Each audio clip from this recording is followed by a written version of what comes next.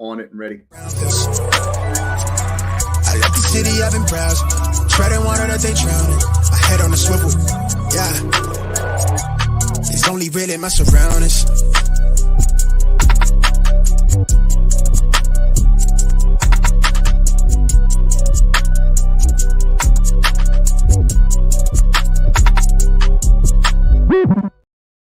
Hello and welcome to episode 202 of the Smash Accept podcast. I'm your host, Michael Royer. You can find me on Twitter at DynastyDadFF. It is a new year. It is new time to start getting those Dynasty trades rolling. And I'm excited, Snoog. I mean, it's 2024. This is our first time chopping it up in the new year. We took a week off. I'm hungry. I'm excited to just start talking about rookies, talking about trades, see what these NFL playoffs have to do. Like, it's just taking that 1 week off. I'm enthused right now, man. Yeah, it's post-championship time, so you know what that means. That means Dynasty trades, and that means rookie talk. We're going to be hammering rookies for the next 4 months, just talking about what if Drake May goes here, what if Caleb goes here, what if Marvin. We don't really know until April what's going to happen, but Combine's rolling around in 2 months. We're going to see a lot of good things and a stacked class, wide receiver and quarterback especially. And don't forget Brock Bowers, just an absolute cyborg of a tight end. If you like Sam Laporta, you're going to love Brock Bowers. Yeah, this class is exciting. I've been telling everybody, and I do think we do get a little bit of a shot in the arm in this class. You know, I think Travion Henderson ends up declaring now. But, I mean, I think we have a class here where last year we were really spoiled with Gibbs, A-Chain, and Bijan. You know what I mean? And we got the running backs, and I think some of those guys are even going to step up in 2024, like Kendra Miller and a couple other guys, Tajay Spears. But I think this class is very heavily dominated by quarterbacks and wide receivers. And what I keep telling people is, like, they're saying, oh man, like, you told us to punt in years past. Last year was not the year to punt. This is the year to punt in a startup. When you punt and you start adding these running backs, because 2025 running backs are going to be stacked. But this year's class heavily dominated with wide receivers and quarterbacks. Obviously, we know Caleb Williams at the top and Marvin Harrison Jr. and Drake May. Like, those three, they're just up there at the top. But I started putting together my combined, like, 23 and 24, rookie wide receivers. And this class is deep, man. There are like 7 to 10 wide receivers who I think have an opportunity to be first-round Dynasty, rookie picks. And if you need those wide receivers, you need those foundational pieces. This is a good year for that. Yeah, my first early Superflex mock draft has 8 wide receivers going in round 1. 8 out of 12 is going to be wideouts. Brian Thomas, Adonai Mitchell, 2 guys I've been highlighting for a while that were super undervalued. They're kind of getting some steam now, but I just think those guys are both really fluid with how they move for being 6'4" wideouts, kind of in that Drake London, T. Higgins mold, but love those guys. And then you can't forget Xavier Worthy, Troy Franklin, possibly Emeka Egbuka, although I think he goes back to school. And then the greats with Roma Dunze, Marvin Harrison Jr., and Malik Neighbors. That should be top 12 NFL draft picks. So this class is your time to get your quarterbacks, your wideouts.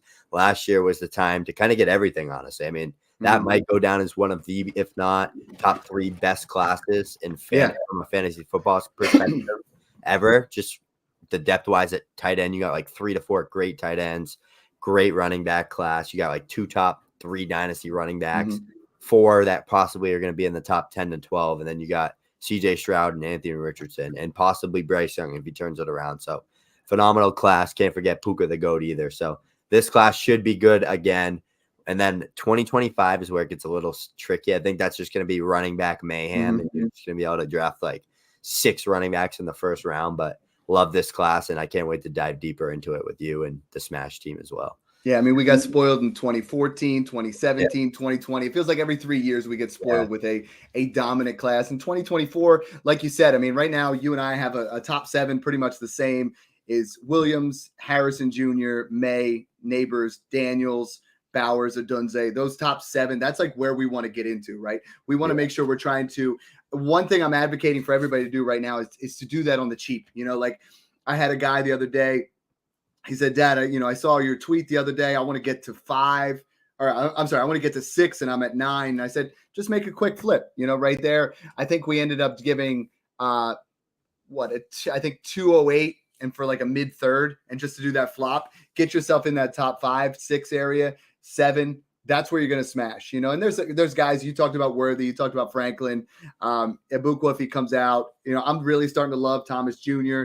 I think that whole back end is a lot to unpack, and we'll get there all year. But what I really want to talk about right now is, we did all the allocations to pay out for 1.5 million commissioners like you and I do. Yeah. We rolled over to Sleeper 2024. That's a special day. I love that day because it's like you set the rookie draft order. Everybody's all excited. It's like that, when the ball drops in 2024, everybody talks about like new beginnings, new opportunities, like the rest of your life didn't count. You can start over fresh. That's why everybody has these New Year's resolutions where they're eating a certain way for 2 weeks. My biggest New Year's resolution is something you and I do all the time and that we keep talking about on here is you guys should literally be scouring your leagues, at least one league every day. Go through and just be like, who can I get off this team? Who can I buy off of this team? What does this guy need? Start talking about some things because most of you are like, all right, it's cool, Dad. You talk about all these trades, but my league isn't active. Your league's not active because you're not. Get involved. Start being that way. I mean, you and I know, like from Smash 9, trades weren't happening. You and I got a trade going. We got everybody talking about it. And then it's like, let's start moving, And I think a lot of times people are like, they don't want to be the change. They're just like, my league's not busy, And now's the time you really start to talk to some of your league mates, try to do that out. What do you do once the league rolls over? Because a lot of people are like, well, fantasy just ended. I'm not interested in it, in a lot of the home leagues. Other ones, it's like, well, I want to wait and see what the playoffs do. Like, what are some moves that before we start talking about our buys and everything like that, how do you go about this first couple weeks in January? Yeah, the first thing I want to highlight, Dad, because you mentioned scouring through your leagues and just kind of figuring out who has what. The best thing to do for that, and it's a tip that I've taught myself, and I've always done it with every single league. I do it all during the offseason. I set my lineup only on the guys that I want to build that team around. Yeah, and then you leave empty spaces too, right? Exactly. I leave empty spaces of the positions that I need to work on. So if I have like CJ Stroud and Patrick Mahomes and Jamar Chase and Garrett Wilson on a stacked team, right? Those 4 are going to be in the lineup. And say I have like some Tony Pollard, some Josh Jacobs, maybe like a Evan Ingram, like one of those type of tight ends that are just kind of a little bit on the older side, but they could go down in value. I'm going to put all those guys on my bench and I'm just going to look at draft capital. Because draft capital is the best, most valuable thing you can buy during the offseason. And it's the easiest thing to flip. If you're flipping Tony Pollard if you're flipping Pollard in a second for a first right now, maybe it's like a mid to late first, and then you're taking that late first and flipping it on draft day, you can upgrade into like the Drake London tier or like the Zay Flowers and just get a young elite wide receiver. So you'd be surprised. That's the thing everybody's asking me. They're like, oh, I should flip this. Like, why do you have, for instance, someone said, why do you have Caleb Williams over Kyler Murray? I said, no, I have the 101 over Kyler Murray. Yeah. Because not everybody wants Kyler Murray, right? Yeah. But every single person in your league wants Caleb Williams or Marvin Harrison Jr. The 101, and once you pick that rookie draft, like once you draft the 106, now it's a player, right? But before that, it's options, it's variety, it's things that people want. Everybody wants those new things on their team, those new toys. Not everybody wants Kyler Murray. Not everybody wants, Drake London. Not everybody wants Zay Flowers. And we're going to talk about why we're buying some of those guys, in those scenarios. But the biggest question I'm getting right now that we're talking rookies is, Snoog, and I want you to hit on this, is people are like, well, Dad, like we talk about, I have the 108 and you say it's a top 7. Well, why don't I just trade that now? And someone's going to jump into that top 8. Someone's going to move into that area. This year's class is good. Just like last year, no one knew what they wanted after 108, right? And then Dalton Kincaid emerged out of that. Devon Achane emerged out of that area. Yep. Some people were taking Sam Laporta late first. Even those guys started to emerge out. And the cautionary tale for me is like, dude, you could trade that 108 right now for a guy in the playoffs. This is one of my big things is trade 108 for Isaiah Pacheco, and Isaiah Pacheco tears his ACL. Now you're not going to have him the entire year. The biggest thing I want to say, and we're going to talk about it on another show, don't trade for players in the playoffs right now. Like this is not, you want to be trading for guys that didn't make the playoffs, because you get into an area where a guy gets injured and heaven forbid that happens, that value drops off. But what do you say to guys that are like, dude, I don't know what 108 is going to be. That's an uncertainty, right? I should trade that. That's the good with it, though, because all it takes is Brock Bowers to go to a bad landing spot, and you get Troy Franklin end up on like the Chargers or a team like that, and then you get a Brock Bowers at 108. That Right? You had happens all CJ the Stroud time. at 106 because nobody wanted him last year. No one wanted And him. now he's worth what? Almost 3.5 You had firsts. Jahmyr Gibbs as like the consensus 105, 106 on a lot of Mhm. leagues because he was either too small or because he was in the Swift role, which everybody hated and didn't address that. So the dynasty community is so reactionary. You just got to take advantage of that. Elite players will always pan out unless they're have tons of bad injuries early on in the rookie process and they just can't get up to the speed of things. I was worried about Kendrick Miller with that because he just could not get healthy all year. And then he comes in, he looks phenomenal. So it depends. It's very tricky to play, but look at a guy like Traylon Burks, great prospect, flash, tons of talent. Every time he plays, he makes a highlight play. Jameson Williams as well. Two guys hurt during the entire rookie process. Can't get back into the speed of things. You got guys like Chris Olave, Garrett Wilson, Drake London, miles ahead because they've just been their team's best offensive weapon, staying healthy, producing, making plays. Right. So that's also important. So you're talking the unknown is sometimes a good thing. A lot of people are like in years past, and I haven't pulled the research, but we did talk about it. 10 out of the 12 guys in round 1 of this year's rookie draft, they hit. They hit, and some of them hit big. Multiple guys are going in the top 3 rounds of startups right now. I mean, you got Bijan and Gibbs are going round 2. Stroud and Anthony Richardson are going round 1. It's like these guys hit. Puka's all the way up in in that area too. So it's like, yes, I understand it's an uncertainty. It's a lottery ticket. And in years past, we've said first round picks are about a 50% hit rate, second round, so this on year and so was forth. crazy, though. This year was fantastic. And I think 2024, given the draft capital, given these guys that are going to come out, are going to have very high expectations to hit. So what I want to talk about is really what kind of moves should we be making right now? I have a question sent in here right off the bat from Philip J. Fry, and I popped it up on the screen. 103 in Drake London or the 101 in a 12-team Superflex start 10. So now a lot of people, I don't think I'm going to be coming out with a lot of Caleb shares. I'm going to be honest. I'm smashing because I am going to probably end up moving back to Marvin Harrison, to Drake May, and getting a lot of pluses on top of that. He says his wide receivers in that league are DJ Moore, Tyreek Hill, Amon-Ra St. Brown, London, and Deontay. Now, are you going London and the 103, or are you going Caleb Williams? Yeah, because at the very worst case, I end up with Drake May or Marvin Harrison Jr. And it's like most people do take advantage of Superflex and do take the quarterbacks, especially seeing what CJ Stroud did, Anthony Richardson did, and people that were taking Bryce, like, they're like, damn, I could have got Stroud 106. Like, we got to bump these quarterbacks up. I think last year's class is going to adjust for a lot of 102 Drake Mays, which gives you one of the best, if not the best, wide receiver prospect to ever walk in a while. So, I mean, you're getting Drake London and the best wide receiver prospect in years coming out. So you're getting 2 top 15 to top 12 dynasty wide receivers for the 101. I mean, you can't lose that trade unless, like, Caleb Williams is the next Pat Mahomes and Marvin Harrison Jr. ends up being nothing. Even if Marvin Harrison Jr. is like a very strong end wide receiver 1, you're going to get maybe early second round startup draft capital from him. And if he ends up like that Jamar Chase, Justin Jefferson level, he's going to be in that late first or mid to first. So you can't really lose that trade in my eyes because you already know Drake London's a bona fide top 15 wideout as soon as he gets a quarterback, which should be this year with Arthur Smith gone, pick number 8. So we should see some splash moves made in Atlanta. Maybe it's for Justin Fields, but take advantage of trades like this. People that are just think the 101's head and shoulders above everyone else, but you could really make an argument for Marv being the 101.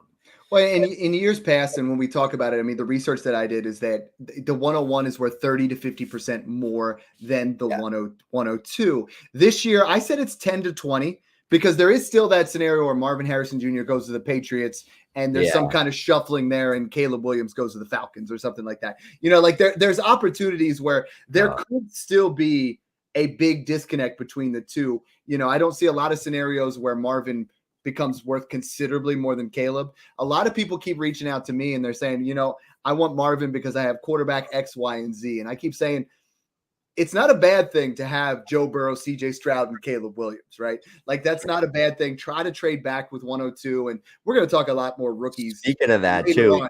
But I have a big question. I got a big question for you here. And this is what I wanted to transition into is I had 40 or 50 people DM me this week and they're like, Dad, I got pick 1 and I got pick 3. I'm trying to strategize and think a little bit. Do I take Caleb? Or I'm sorry. Wait, would you rather have in these scenarios? Would you rather have Caleb and Neighbors, or would you rather have Marvin and May? You get only those 2 combinations. Caleb and May, or Caleb and Neighbors. And why? I think because everybody, I keep talking about how good I think Neighbors is going to be, and people are down on it. Yeah, he's phenomenal. He's like one of the only wide receiver prospects that I've ever liked all throughout his collegiate career. I mean, when Garrett Wilson came in, I was still kind of new to the college football thing. I watched big games, but I didn't watch as much as I do now. Neighbors is a guy I got so into it right when he was like a true freshman, and I just loved how he played. I always thought he was like in that DJ Moore type play, and I just loved Kayshon Boutte. And then seeing a younger player outproduce him in his sophomore year just made me love Neighbors. So he's a guy that is one of my first guys I've actually liked his whole collegiate career. And CJ Stroud as well as another. That's why I like Stroud and Gibbs so much. But I mean, Neighbors is a guy that can do it all. He has incredible athleticism, his burst, his yak. Like he can do it all. Great downfield, great in those one-on-one situational playmaking abilities in the man coverage, high point in the ball. He's good at it all. So you can't go wrong with him. And he's probably going to be a top 12 to 15 dynasty wide receiver as soon as he's drafted, especially if he gets that top 6 draft capital like we all expect. So, but speaking back on what you said, always draft value. Don't just draft because you need a wideout. Because I had a friend that I helped out with a startup this offseason. He left that startup and he actually made it to the championship with this team. He drafted Anthony Richardson, he drafted CJ Stroud, he drafted Brock Purdy, and he drafted Tua. He had those 4 quarterbacks up until midseason. Then I said, all right, look, now it's time, make moves. He ended up flipping Anthony Richardson for A.J. Brown plus. He ended up flipping Tua for Matt Stafford plus a lot. And now he has Purdy, Stroud, and a stacked wide receiver roster. So those are the type of moves you got to make because quarterbacks, when they do hit, Jordan Love, Brock Purdy, they hit big, and then it's game over. So, and we're going to be bringing you content on this class all year, and I mean, people are already saying, well, I really want to take, I had a guy message me. He's like, am I crazy to take TreVeyon Henderson over Malik Neighbors? And I'm like, yes, yes, absolutely. Because what you want to do is get yourself into a scenario where, you have tons of value. When you pigeonhole yourself like that and you go all the way up and you trade for, a running back because you think it's the best running back in this class. I mean, I think that's all the way up to some of the guys like Monty Ball, way back in the day, or people were, what was the other guy? What was the guy from Tennessee that, oh man, it was bad. I forget what his name was.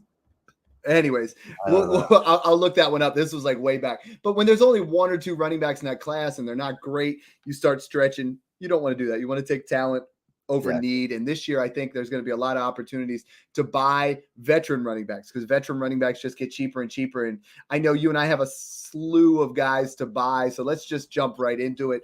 We're going to bounce back and forth. We're going to talk about some of the guys that we're buying, why we're buying them. And then I want to talk a little bit about the value.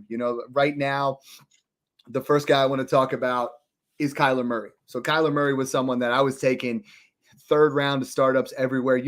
I was screaming that from the rooftops. The value has bounced back. Right now, I have him as my QB 10, 9, 10, right in that same as Caleb Williams.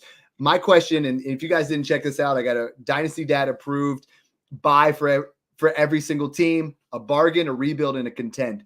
For me, Kyler Murray fits any of those builds. I got a question for you. If you're at that spot and you're in a startup, are you taking Kyler Murray or the 102 in a super flex draft?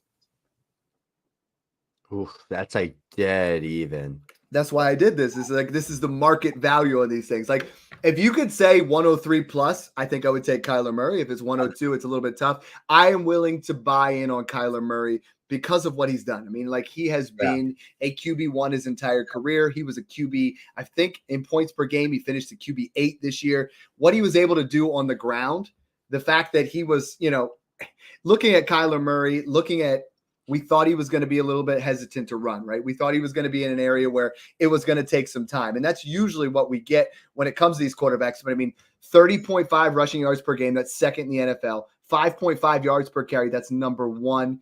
If you look at Arizona, they are seventh most money available in the cap. They have pick number 4. Could you imagine if they take Marvin Harrison Jr.? Could you imagine if they beef up that O line for him? I mean, he has finished as the QB 11, QB 3, QB 4, QB 7, and this year the QB 9. Set it and forget it. Kyler Murray's 26. He is a QB 1. I have no problem paying the 102. I'd rather pay the 103 and 104 plus.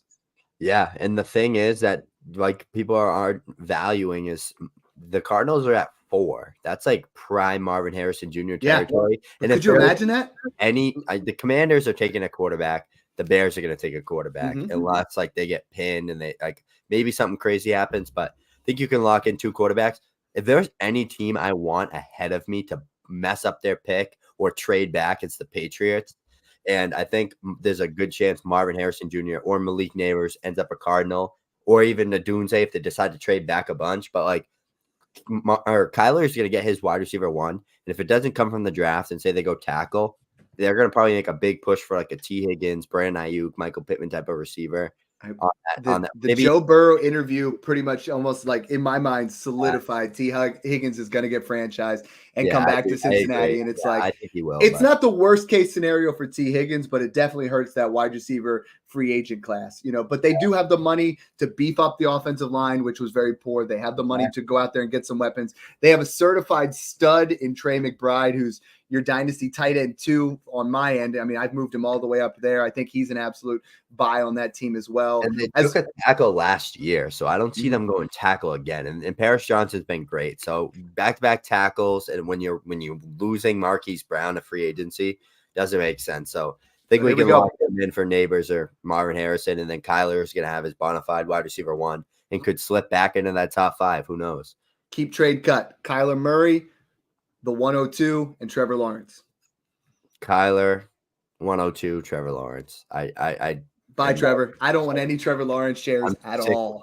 I'm sick. He took no strides this year. None. And they only got better on offense. Like, they only got more weapons. I mean, their O-line is very bad, and it was so injured at the worst times. Like, I know Doug Peterson was talking about it on that press conference. Like, we'd get healthy, and then we'd lose a guy. Then it'd be like 3 games, lose a guy. 3 games, get healthy, lose a guy. So chemistry is everything for the offensive line. That's probably why they struggled so much to be efficient in the run game. Travis Etienne broke the most tackles in the NFL, probably because he was getting tackled in the backfield a lot. Yeah. So he had to make a few guys miss. But Trevor Lawrence took no strides this year. He only got worse. So it's like, that's not what you want to look for your third-year quarterback. So let's talk Jaguars and Etienne. I mean, I put contending on buying Evan Ingram for an early second. He has just proved he's an absolute bona fide stud. He's the cheapest of what I would consider the elite tight ends that nobody thinks are elite, right? He's that guy that he's going to give you that production. He can be week winning. I'm buying Christian Kirk for a mid to late second. It's just out of sight, out of mind. My question for you, and I put a poll out there, what are you paying for Travis Etienne? 105, 106, 107, all the way up to like 104 on that end. Like, where would you be willing to buy? I was looking at it, and from a microscope where I'm at in 2024, I'm all out on elite running backs. I'm trying to buy production wherever I can because, man, Kamara is going to be cheap. Mixon's going to be cheap. Like, those dudes are going to be cheap, and they're just getting less and less expensive by the day. But if you got to say, I mean, if you had 4, do you want Malik Neighbors or do you want Travis Etienne? I think you got to go at Neighbors there, but Etienne's my RB6 in Dynasty. And I mean, he was price? Probably. Is it 5? I think it depends what happens with Daniels. And Daniels could shoot upwards, man. Yeah, I think it depends what happens with them, but like he's in that 5 to 6, 7-ish range easy. And if it's not, like if it's 7, then you're getting a plus. If it's 6, you're getting a plus. So he's like right at the 105. I mean, top 6 Dynasty running back, tied on that rookie contract for at least 2 more years. The offense is still good, and they prove that even though they drafted Tank Bigsby, Travis Etienne's getting the ball 300+ touches in year 3. So big things ahead. He would have been a 300-point running back if he got any more. I know he had a lot of injuries he left the games with during the season, but if he got any more efficient in the run game with a better offensive line, he's probably touching 315, 330 fantasy points, which is a phenomenal RB1 season. So he's definitely worth that 105, and he's I'm so with you. talented. We're in a new year, so I got to talk about your new man crush versus your old man crush.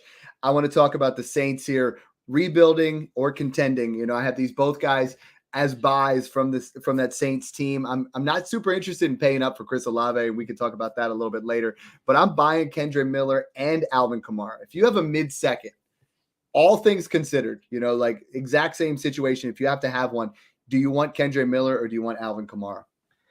I'd take Kamara because I do think there's a big chance of a scenario where Kamara ends up on a good team next year. I think the Saints are in deep cap trouble, and there is an opportunity for him to maybe get cut or traded.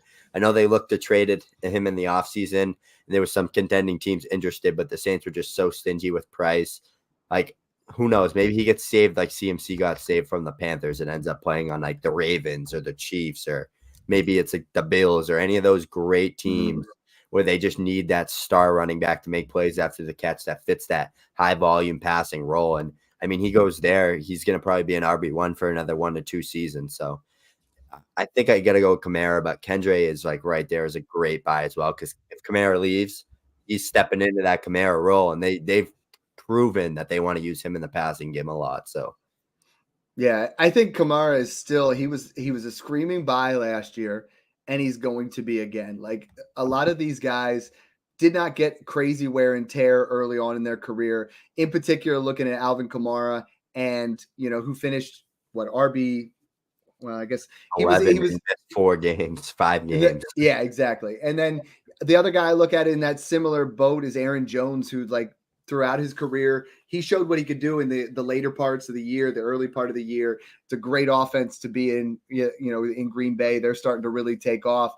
Moving to Green Bay, I wanted to talk about, I got criticized super heavily in March when I was telling everybody to buy Jordan Love. Like, people are like, that's just dumb. That's just crazy, but it's like process over results. You could see the writing on the wall a little bit. I got to talk a little bit about this team right now, because my buys for contender, Jordan Love, I'm willing to pay the 106, but I don't think you have to. I think if I'm given that area where I'm choosing between Bowers and Odunze and Jordan Love, if I need a quarterback, I think I'm taking Jordan Love. I think I value him similarly to where Jaden Daniels is. I'll probably lean towards Daniels once we get more into the process. My bargain buy is Aaron Jones for a late second, because I do think they're going to end up still rolling with him. And Jaden Reed, someone I got to talk about. I have 22 wide receivers right now worth of first, and Jaden Reed is at the bottom of that list. Would you pay the 111 or 112 for Jaden Reed in this class? I'm personally smashing that. I think this is a Debo light, a young star in the making, and it just feels right. Yeah, he was a guy that I loved during the pre-draft process, and I'm so excited to see him make a name for himself, because, I mean, he was the 4th-year senior. Michigan State doesn't throw the ball well, but his production was so great there. So you could almost know how dynamic he was in the punt return game, the receiving game, downfield making plays, high pointing the ball. Mm-hmm. He's like a very, very light version of Tyreek Hill. Like, he looks kind of like him, and like the way he plays and his play style, but I think you got to smash that. I mean, he's tied to a quarterback that just had 36 total touchdowns in his first start. Great offensive line there with, and they're building around Love. I mean, I think they go almost defense or offensive line, or like some sort of like bulk premium position. Maybe it's tackle, because I know they need a left tackle there for Jordan Love, because I mean, he did phenomenal this year without Christian Watson. So I mean, Christian Watson healthy, Jaden Reed there, Romeo Doubs. You got Dontavian Wicks, who's also been great. I mean, this whole offense is young, improving. They nailed their draft. They took advantage of that cheap value at the positions, and they did what they should have done for Aaron Rodgers so many years. Like, they went out and they got those guys. So I love from one rookie to a couple of other ones I really want to talk about. So I started doing a little bit of research, and wide receivers over the last. First we got to talk a little bit about this, but wide receivers over the last 10 years, there has been 12 wide receivers to have 74 catches or more. Nine of them have been wide receiver ones since then. They've all improved. That's Jalen Waddle. That's Michael Thomas. That's, Odell Beckham. We have Amon-Ra St. Brown, Jefferson, Jarvis Landry, Garrett Wilson, Jamar Chase. And then there's 3 guys that did it this year. There's 3 guys that did it this year. That's Rashee Rice, that's Zay Flowers, and obviously Puka Nacua, who broke every rookie record. Every single one of these guys has gotten better in year 2. Rashee Rice and Zay Flowers, I think, are ready to take that next step. I love what I saw from both of them. And right now, I am buying them. Now, I'm willing to pay 1.8. I bought 2 shares this week at 110. And I think Rashee Rice proved enough that he looks like that guy for Patrick Mahomes. And I think Zay Flowers as well. It's not a fluky thing to have 74 receptions as a rookie. That is a phenomenal feat. That is something that puts you in the offense. Yeah, exactly. That puts you in rarefied air. Not like Puka Nacua area, but if you had to choose between 1.8, Zay Flowers, and Rashee Rice, give me a keep, trade, and cut out of those 3. I just think with how stacked this top 7 is, I think there's a great chance you can land one of them with a bad landing spot. So I think I value those guys right at the 109 through 112. So I think I'd have to go with probably the 108 Flowers, then Rice. But I mean, Rice and Flowers both tied to elite quarterbacks, top 5 quarterbacks in the NFL. Lamar's not the world's best volume passer, but he improved so much as a pure passer. His analytics were great this year throwing the football. And I think now, Todd Monken knows he can put more on his plate going into next year. I mean, he was the MVP this year. Zay Flowers was a rookie. We're going to see a season where Zay Flowers has a similar, Jalen Waddle type curve, that 100 reception rookie season. And then now they're using him as that dynamic player downfield. Waddle's receiving yards jumped 400 from year 1 to 2, and his yards per catch doubled. The receptions dropped, but it got a lot more dynamic, and he got into the right area. Field, which we have been lately, which is good. Now, on the other side, so we talked about those 3. We have to talk about Puka Nacua. I mean, 105 receptions, breaks the all-time record. There have been, over the last 20 years, there have been 11 wide receivers to have over 80 receptions. Out of those, 9 of the 11 have had a wide receiver 1 season in their next season. 10 of the 11 have had a wide receiver 2 or better. The only one that didn't was Anquan Bolden, who got injured. So I mean, Puka Nacua, it is a predetermined thing. He's, as long as Matthew Stafford's slinging the rock. I am at a spot where Cooper Kupp is out of my first round values. He's moved into a second. This is Puka Nacua's offense now, and I think Puka Nacua is someone that I put as worth the 105. He's my wide receiver 8 overall, but you just can't talk about draft capital anymore. People are like, oh, what about his draft capital? That's what they said when Amon-Ra St. Brown was a rookie, and I told everybody to buy him into year 2. And they're like, Dad, that's stupid. They're like, you're just, he doesn't have the draft capital. Running backs, it's draft capital. Wide receiver, it's production, baby. Puka Nacua just put up a season like we've never seen from anyone. So why would you not buy? So I got to ask you now, if you got the 105, are you taking the 105 or are you trading for Puka Nacua? Puka all day. And it took me a while to kind of complete. It took me till mid-season to be all right, maybe he's not a fluke. Maybe he's actually just really good in this system. Any wide receiver tied to Matthew Stafford, who looks phenomenal. He looks like he's about to play 3 to 4 more years. Yeah. We thought the elbow injury last year, he was such a slump last year. He's still one of the league's best pure passers. And he's in a great system with McVay. They got a run game finally. They got wide receivers. We're going to have a healthy Kupp next year who's going to be in that vet role. And now we got Puka Nacua, who's the young rising star. So I'm taking him over the 104 all day. Over the 104. We have a scenario here where buys, and I put 3 wide receivers as buys that people, again, are just flabbergasted that it's out there, because normally we don't say this, but that's Devontae Adams, that's Stephon Diggs, and that's Cooper Kupp. Their value right now is so depressed that you can get them for early seconds. And you look at Devontae Adams was second in the league in targets. Devontae Adams, Stephon Diggs over the first 10 games, 2 years in a row now has been top 5, and then kind of fallen off towards the end, but you're still going to get that production. And Cooper Kupp, when he comes back, is still going to be a borderline wide receiver 1. And you can buy these guys for the 112 if you're a contender, or an early second, and you can put yourself in a situation where if that's the final piece of the puzzle, you nailed it. Absolutely. And this was one of the better wide receiver years we had points wise. Like, I mean, we had like Yeah. Keenan Allen who had like 280 points and like missed 5 games. Like, this was a year that we would have had probably 7+ 300-point receivers. We had that one year where like Adam Thielen finished like wide receiver like 8 or 9 and had 300 fantasy points. That was one of those years. I mean, we had Lamb with 400. We had Reek. We had Jefferson who would have crushed it. Chase would have crushed it with Burrow. Like, this was one of the best wide receiver years. Well, this is why wide receivers, wide receiver 10 with Aiden O'Connell and like Brian Hoyer and Jimmy G. So my championship teams do not have elite running backs. My championship teams had elite wide receivers, and then they had Isaiah Pacheco, and then they had Zamir White, and then they had, and it's like, dude, I mean, I won over half the leagues I was in this year. It was a fantastic banner year, but I did it with those wide receivers. I did it with Puka Nacua everywhere. I did it with these running backs that I just filled in with, the, you know, guys that are just going to give you enough production because of that volatility. And I'm so much more into that. I know I got criticized heavily again. I traded Breece Hall right before the playoffs for Pacheco, a first plus, and the Pacheco put up the points and got the championship, got the first, but it's like sometimes it's process over results. One of the other wide receivers I know you love, and I'm like, I don't know why. I have him as a wide receiver 1. I have him as my wide receiver 12.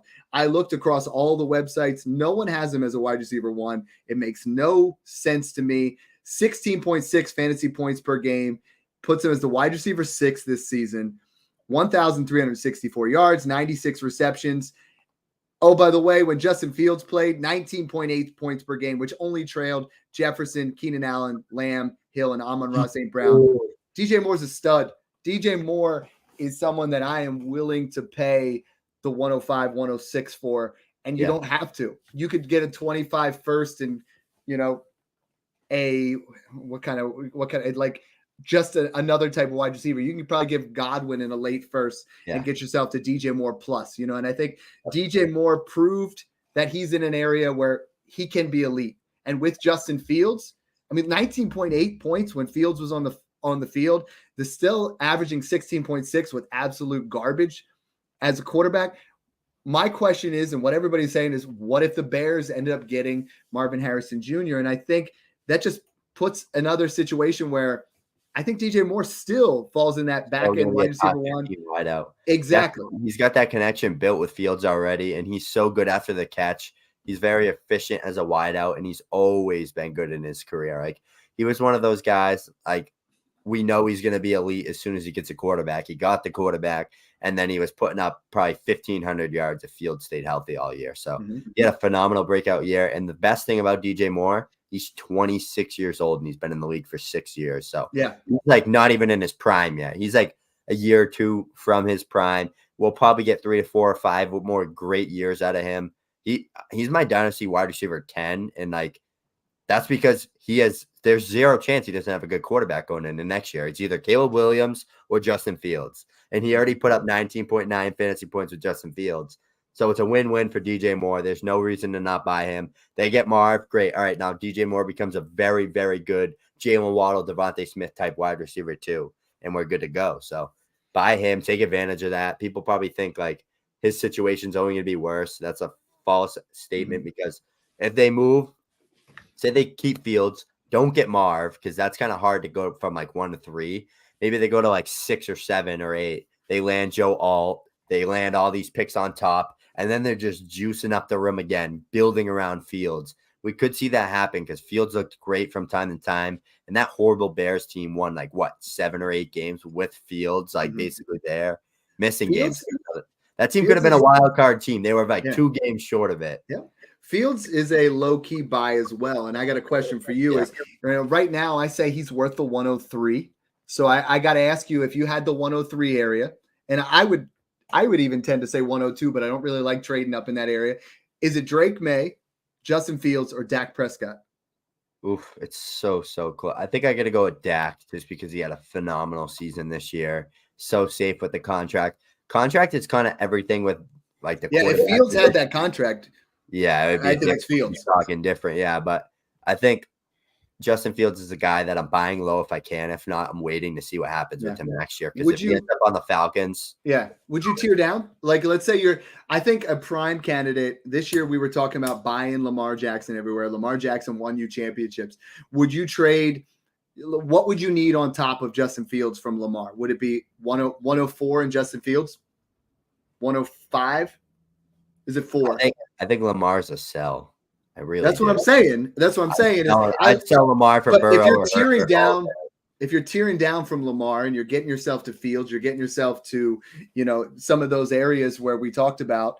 How much further? What do you got to add? That's where people. This is our first year, at least in the last 3, where Lamar Jackson was healthy in the playoffs, and yes, he won you that championship, and that's still fresh in everybody's mind. Where I think you could get Justin Fields in an early first, you can get Dak Prescott in an early first, you can get Brock Purdy in 2 firsts. You can still get a lot for Lamar Jackson. And right now, I've kind of reshuffled my rankings. I mean, you and I were talking about it today. Allen 1, Hurts 2, Mahomes 3, Stroud 4, Lamar 5, Burrow 6. And it's an exciting time. You can even argue Herbert 7, Anthony Richardson 8. I would almost put Anthony Richardson above Herbert, which you'd hate me for. But I'm like, it's a nice time in that first round of startup drafts. You've got to have those 2 elite level quarterbacks. And we got some questions here. We were talking about Stroud. I mean, Stroud's all the way up to, right now QB4.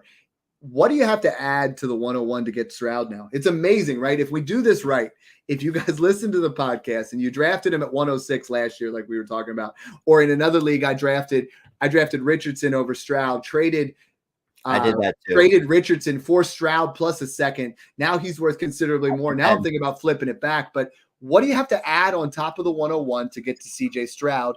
And is it a late 25 first?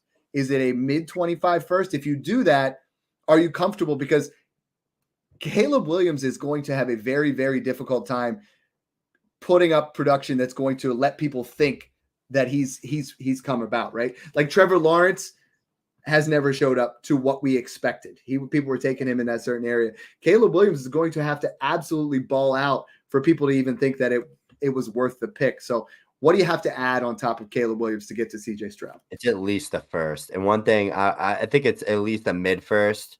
I mean, he's like Dynasty QB4, and he's like locked into that spot. I mean, and he would have had the passing record this year, probably 4,700 yards if he stayed healthy. He would have had probably another win or 2 on his belt. He would have clinched the AFC division. He did all this on the team that picked him second last year. So phenomenal year by Stroud. But one thing I want to highlight, Dad, is what you said. Always draft the value. I don't care if you I liked CJ Stroud the best. I liked him more than Richardson as a player. I still drafted Richardson over him because I knew I could get that early second on top. You could go back. Yeah. I traded Stroud, or I traded the 102 Richardson for the 105, which was Stroud, after the draft. And I ended up getting, I think I got Dalton Kincaid in a third on top, and the kid took Kincaid like 201. And it was like a 0.5 tight end premium league. And I love that because I take Stroud over Richardson straight up. So it was a free Kincaid. So making moves like that, go with your gut. You like a player better than another, take advantage of the value, and then flip him to get the plus on top of the player you like better. Always draft value. Always. Adam W. put, I think you could trade the 101 straight up for Stroud in some leagues. If you can do that, go do that. That'll put you in a spot where you already know what you get with CJ Stroud, whereas opposed to Caleb Williams goes to a scenario that you absolutely hate. He goes to, like we keep talking about, New England, or a spot that you don't want him to go. You already know what it is with CJ Stroud. I love now that Twitter has this, you guys can literally put your questions on while the podcast is going. If you guys, a lot of you guys are in the Patreon, so you guys get your questions answered 24/7. We're always hitting those up, putting new content in there. But a lot of you guys are just jumping on here and you're asking your questions. You say, hey, what are we trying to do? And we started talking about CJ Stroud, and now we have Adam W. This is Adam Wallace. He said, Snoog, Tank Dell or the 109. I have both Tank Dell and Nico Collins worth the 107. So I think I'm taking either of them over the 109. Would you agree with that? Yeah, I would take Tank Dell or Nico easily over the 109. I think Nico deserves to be in that top 12. I go with Nico. Right. Like I'm getting to a spot where I want to put Nico over Tank because, I mean, it's just both of them. You're splitting hairs. Everyone's like, is it him? Is it him? I say it's both. Like right now, I think nervous about with Nico is he's not like I think it's next year's his contract year. Yes. And I don't know if they're gonna pay him. Like he earned himself a bag this year. Yeah. If he does it again next year, like I mean, it just comes down to that contract. Like Tank Dell's on that rookie contract, so it's tough. But the broken leg, you got to go with Nico over him. It's just a little concerning with how little he is, and he's not a big dude at all. He's like 160 pounds, and he had a bad leg injury. So I think Nico's just a safer option. 1,300 yards. He missed like 3 games, and he still was like the wide receiver 12. Yeah. So, I mean, this is a guy that was finishing top 6 if he didn't get hurt. Snoog, this was going to be the year where Aaron Rodgers unlocked Garrett Wilson, where he made Breece Hall, Torture for me. But the nice thing is he's back. He's going to be back this year. I think he is an absolute super flex steal for a mid-second, which I've bought in a couple of my leagues. What I got to ask is, Garrett Wilson was still a viable option. Breece Hall was still a top 5 running back. If you had to choose between the 2 of these guys in the 102, how do you rank the 3 of them? Oof.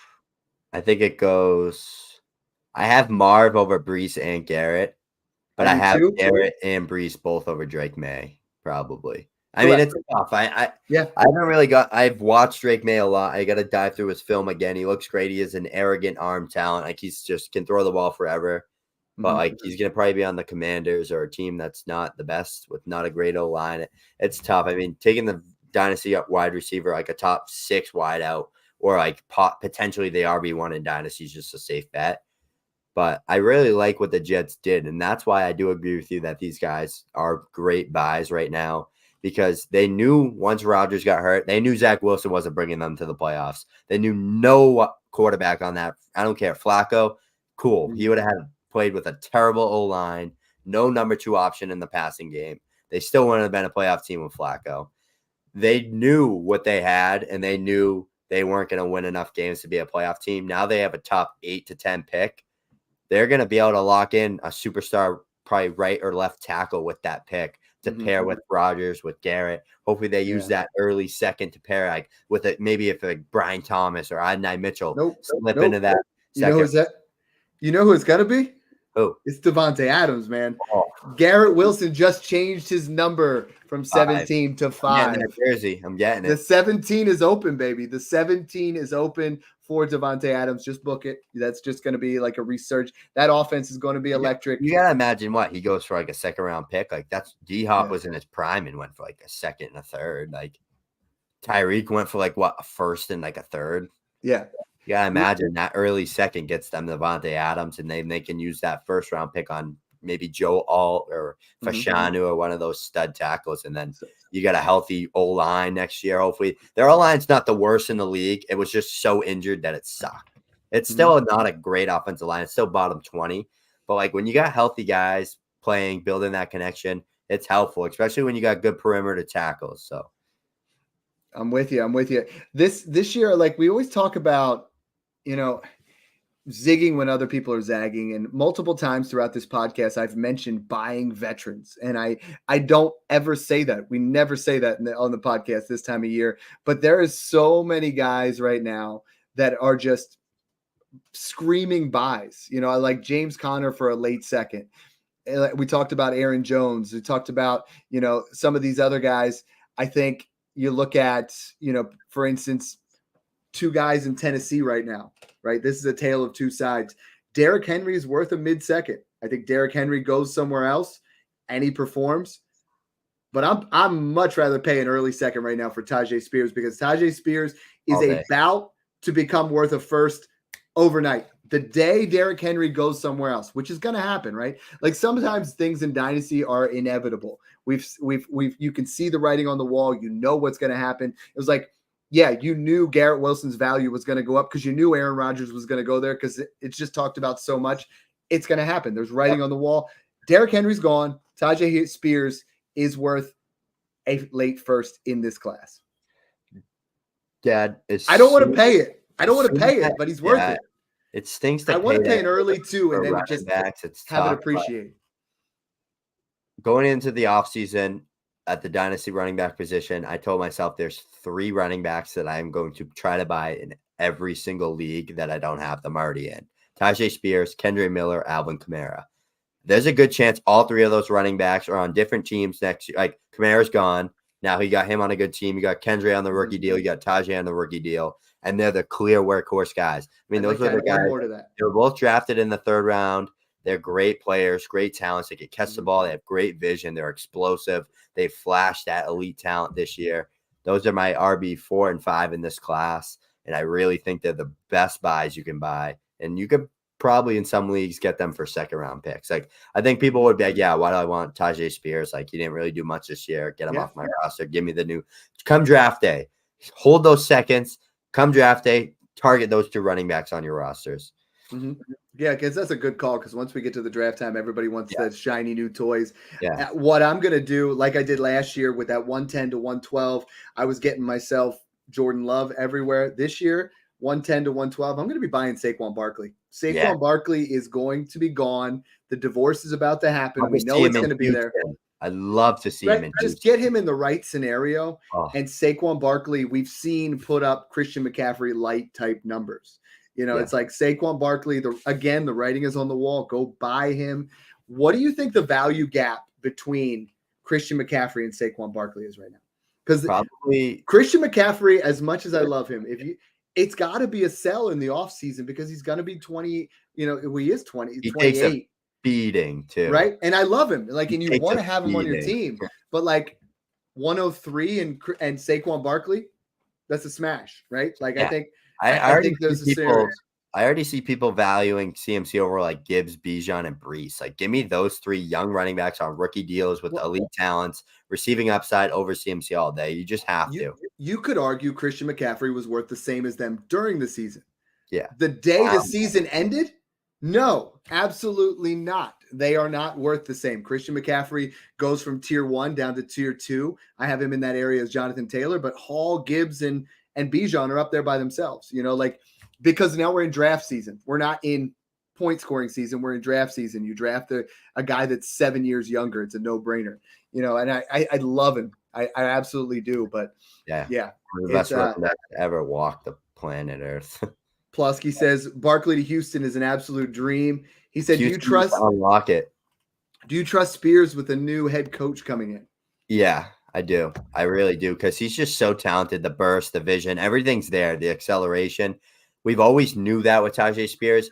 He was one of those guys that I loved on film, and I highlighted this so many times in the offseason, but I just couldn't get past having him in a stacked running back class. Over some guys like Kendre, like even Charbonnet, Roshan, just because they got the day 2 draft capital as well, and they had clearer paths to volume year 1. It was just tough with that. But I mean, 2 torn ACLs isn't like a joke, especially before you even hit the pro level. No. That was my only knock. But if you buy now, you can probably get for a mid-second. The day he's a starter, it's a late first, and then you flip it, right? And then you get to a spot where you trade Tajay Spears for a late first and a Jerome Ford type, and then Chubb goes down again, and Jerome Ford is putting up points in the playoffs. And great buy low. Oh yeah, for sure. But another one. I mean, there's so many buys. This has been a good start to it. I mean, we talked about the veterans for those late firsts.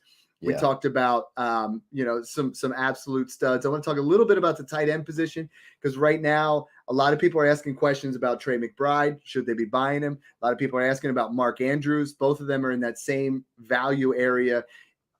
All of them are in that, what I would say is that 105 range. If you're drafting in a startup today, do you want Trey McBride, Mark Andrews, or Brock Bowers? Keep, trade, cut. Brock Bowers, keep.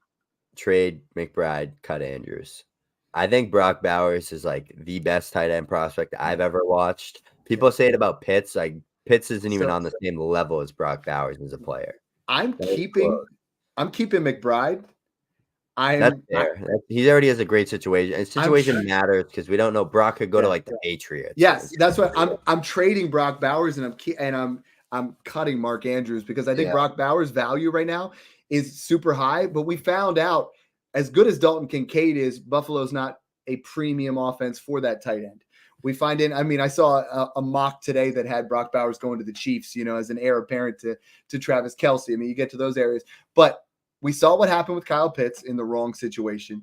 Yeah. We saw what happened with Sam Laporta in the right situation. Is Brock Bowers more talented than Sam Laporta? Yes. Yeah. Brock Bowers, but he has to go to that right situation. So it's like, The thing with I have a hard Brock- time paying up for tight ends that we Yeah. don't know. Where Trey McBride is young, elite. We saw what he is, and we know where he's going to be. The thing with McBride or with Bowers is he's that same type of talent as Laporta, Kincaid, McBride, but he's just like on a different level of like an athlete. Like he is that type of like a Chiefs would be a great landing spot because they like to be really creative with their playmakers, get the ball in their hands and screens, motions underneath and open field across the middle. Brock Bowers is like what you dream of for that type of player. So, I mean, we need to see him just go to a team that's going to just utilize him and not naturally get him the ball, but force him the ball, right? Like we need a guy that's just constantly eating underneath. Like there's some good landing spots. Houston, great landing spot for him if he somehow fell in the draft. Some other ones that I really like that I saw in the mock draft. One of them was he went to, I think it was the Jets, which would be a great landing spot as well with Rodgers and Garrett Wilson. So, I mean, there's some good landing spots for him for sure. And we saw what Laporta did. We saw what McBride did. Brock Bowers probably going to do the same thing. This is exciting. You know, you get that. I get all excited about trades and buying people. You get all excited about rookies. And I think this being our first off season, first time going into January at the same time, a lot of exciting things in the Patreon. You're putting out rookie content. I'm putting out rookie content, buying, who we're buying, what we're doing. Right now, I'm working on a startup draft guide. We're working on some of those kind of things where, dude, this is going to be an awesome year for Smash Accept. Super excited. If you guys go check it out, patreon.com/Smash Accept. We got an awesome group in there. Some of the guys are really getting super involved, and I'm excited to see what 2024 has. I mean, 2023 was a banner year. 2024, I'm excited. Yeah, I can't wait. I can't wait to dive into these rookies again. We're building something special in that Patreon and that Discord, so make sure you guys check that out. It's in both of our bios on our Twitters. We both hit 10K plus followers this year, so shout out to both of us for putting in that work, collabing on a bunch of content together. Dad and I are always behind the scenes saying, what are we putting out today? Let's do this, you do that. We're always in sync. So we're going to see a lot more collaborations on rankings, rookie draft stuff. And we're also going to try to do a lot more stuff kind of with that quick hitter rookie content. I love doing that. I did all last year. I'm already doing it again this year, just highlighting some strengths and weaknesses in these players with a clip kind of proving like what they're doing, why they're talented, why you should believe in these guys, kind of selling on these prospects. We're not just throwing out numbers. This is who you take. We have very high efficiency when it comes to drafts. We're going to do rookie draft assistance in the Patreon. We're going to help you guys out. We're going to get things set up. It's going to be fun. I'm super excited. I'm glad to get back on the pod after a week. It was a grind. Congratulations to you on 10K. And it was a fun grind. We have a lot of things that are kind of in the works that I want to talk about, but we can't yet. So, dude, just keep tuning in, guys, and enjoy the process.